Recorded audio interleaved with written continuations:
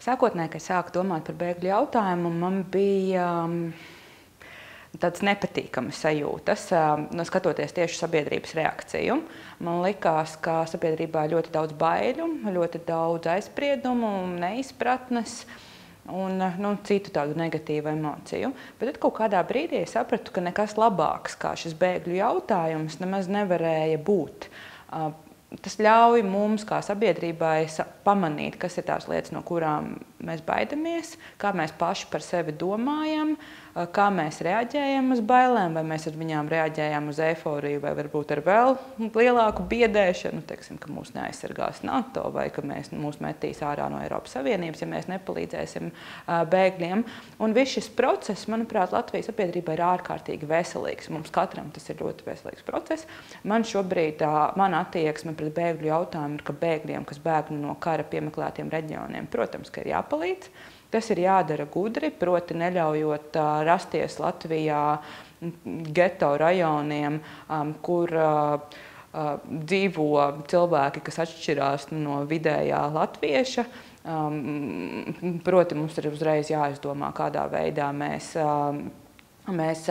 Sīrijas iedzīvotājus vai Lībijas iedzīvotājus padaram par daļu no mūsu sabiedrības.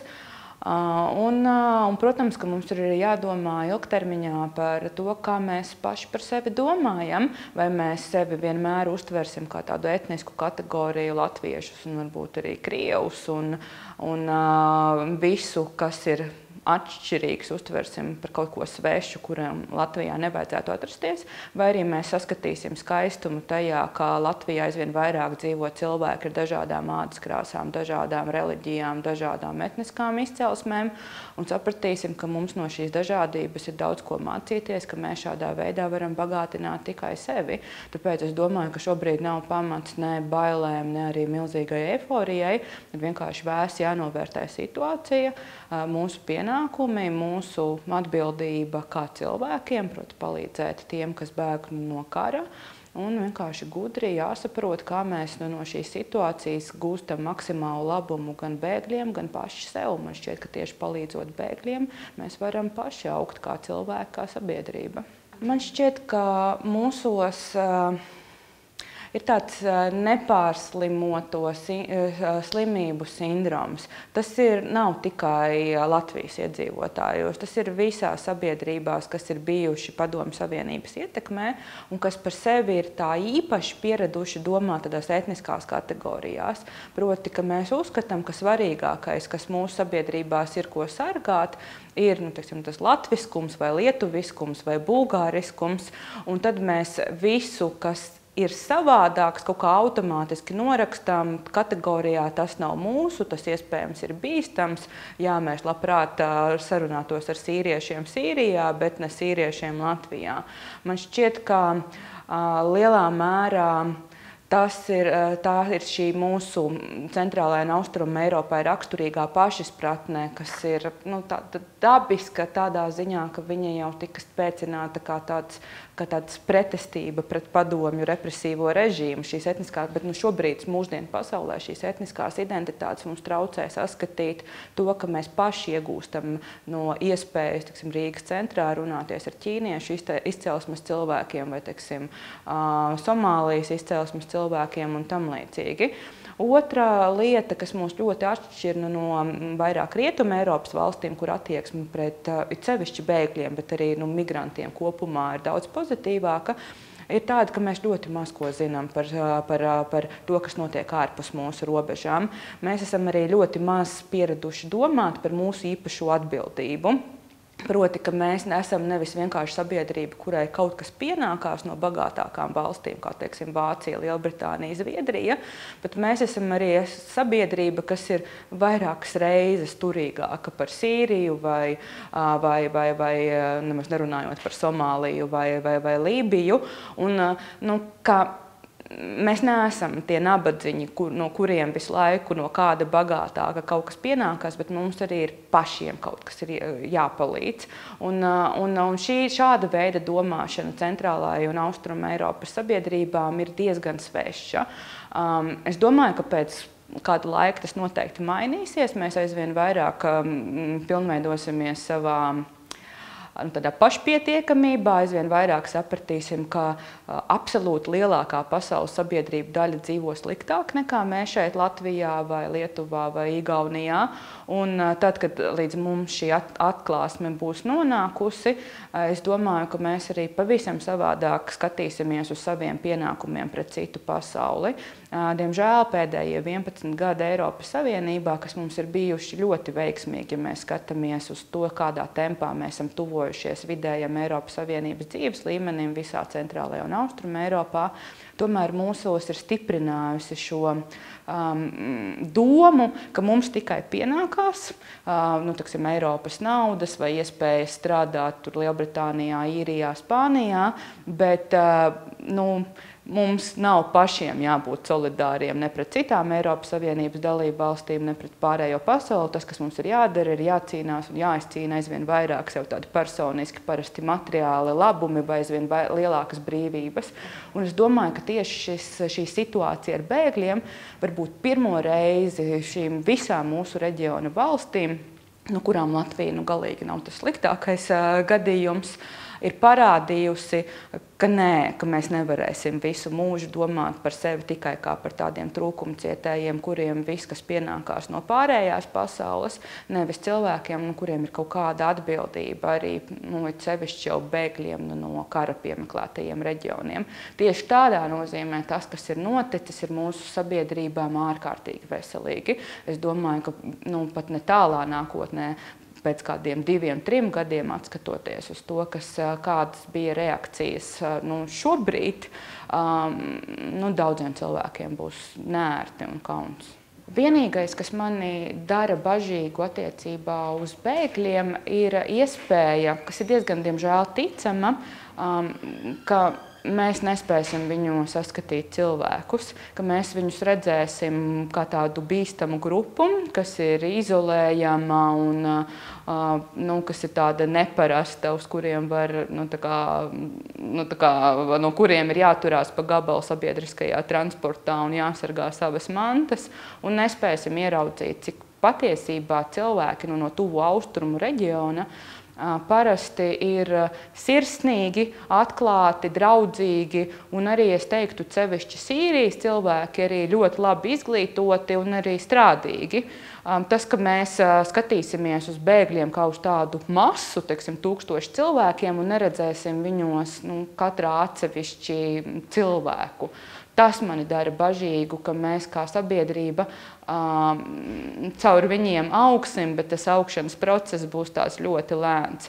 Mani nesatrauc iespēja, par kuru šobrīd diezgan daudzi publiski izsaka bažas, proti, ka līdzināk terorisma risks vai, ka ar bēgļiem atnāks radikālais islams. Mani šis nesatrauc vienkārši tādēļ, ka es ļoti labi zinu citu valstu vēstures ar minoritātēm, kas ir atbraukuši uz attiecīgo valsti un kuras šīs valsts cilvēki sākumā uzskata par totāli neintegrējamiem. Paradoxāli, bet Angļi 19. gadsimta beigās uzskatīja, ka īri ir radikāļi, viņi vienmēr dzīvo savos geto, viņi nav tādas higienas prasības kā Angļiem, viņu attieksme pret sievietēm ir šausmīga un ka viņi nekad netiks integrēti Britu sabiedrībā. Un pēc būtības šobrīd mēs redzam, cik ātri tas integrācijas process notika, vai arī, 50. 60. gados pagājušajā gadsimtā Amerikā bija milzīgas bažas par to, ka ir tagad milzīgā skaitā iebrauc Amerikā neintegrējams minoritāte, kas ir reliģiskie radikāļi, kuriem ir savas vērtības, kuri nekad nebūs daļa no Amerikas sabiedrības, kuri nekad nepieņems sievietes tiesības un tam līdzīgi. Un tā minoritāte bija Eiropas dienvidu valstu cilvēki, spāņi un itāļi, kas ļoti ātri integrējās Amerikas sabiedrībā. Un to pašu arī rādā, arābu valstu imigrantu vēsture, nesenā vēsture Eiropā. Absolūts viņu vairākums ļoti ātri kļūst pilnīgi nenošķirami savā mentalitātē no vietējiem iedzīvotājiem.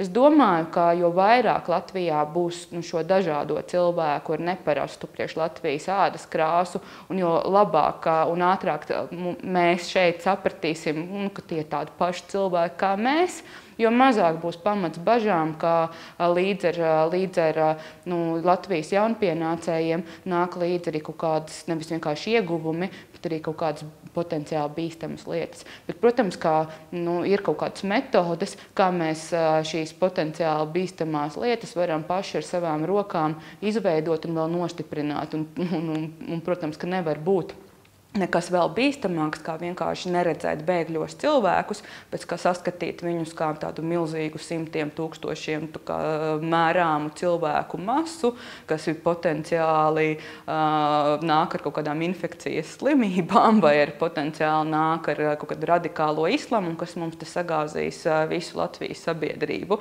Ja mēs šādi domājam par bēgļiem, tad es teiktu, ka tad gan tas ir bīstami. Bet tā bīstamība un bailes jau viņa ir mūsu prātos. Viņa nav tajos cilvēkos, kas šobrīd ierodās un ieradīsies Latvijā. Viņu arī nemaz nav tik daudz, lai viņi te fundamentāli kaut ko ļoti, ļoti daudz pamainītu. Bet mums kā sabiedrībai saprast viņus, saprast to situāciju, kas notiek viņu valstīs un procesā pamainīties, ir ārkārtīgi veselīgi visām mūsu sabiedrībām, kas nav pieraduši pie cilvēkiem no Āfrikas vai no tuvajiem austrumiem vai no Āzijas. Jo lielāka daudzveidība, jo mēs paši esam brīvāki un savās attieksmēs veselīgāki. Man ir tāds piemērs pirms nedēļas nākot no Saeimas ēkas atpakaļ uz savu darbu. Es ieraudzīju uz tiltiņā netālu no Nacionālā teātra divas meitenes tādās islama galvasegās. Viņas nebija tās galvasegas, kuras nosedz visai, bet uz galvas bija lakatiņi. Viņas taisīja selfijas tā tiltiņa. Es vienkārši piedāvāju viņas paši nofotografēt ar viņu telefonu no kaut kādas distances. Viņas nofotografēja, mēs sākām runāties, jautāju, no kurienes jūs esat, un viņas ir no Lībijas. Un šobrīd ciemojas Latvijā, arī citur Eiropā, ļoti sirsnīgi, jauki cilvēki.